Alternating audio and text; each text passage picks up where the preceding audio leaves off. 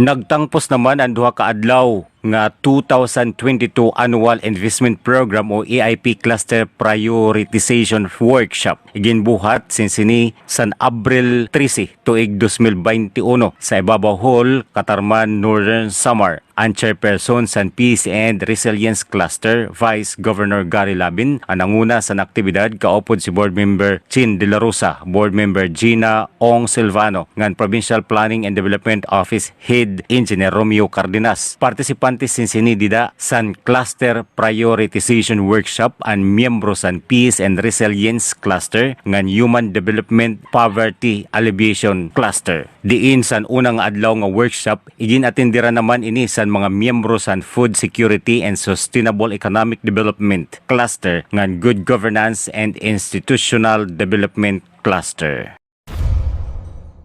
Ang bungtosan CATARMAN sadtong Abril 12 tuig 2021 didto sa CATARMAN Freedom Park ginbuhat ang third public hearing on the proposed Comprehensive Children's Welfare Code of CATARMAN. Ngan ang proponent sini si Municipal Councilor Maricor Mindador, Chairperson Committee on Women, Children and Family Relations. Bugos nga suporta ani ginhatag san CATARMAN sangguniang bayan members ngan Head of Office nga ginpangunahan ni MSWDO Ermina Dilorino ngan Miss Sara Cardenas, MSWDO Center Head, PNP CATARMAN Representative, Police Lieutenant Nuncia Formaran, Miss Michelle Alzati, DepEd CATARMAN 2 District, Miss Juan Mura, Plan Philippines International, ngan mga punong barangay san 22 nga barangay kaupod ang iba pa nga mga opisyal. Makahuman, makompleto ang tulong nga public hearing, ang committee igin presentar ang final draft san proposed code. Kaapi na sini ang mga suggestion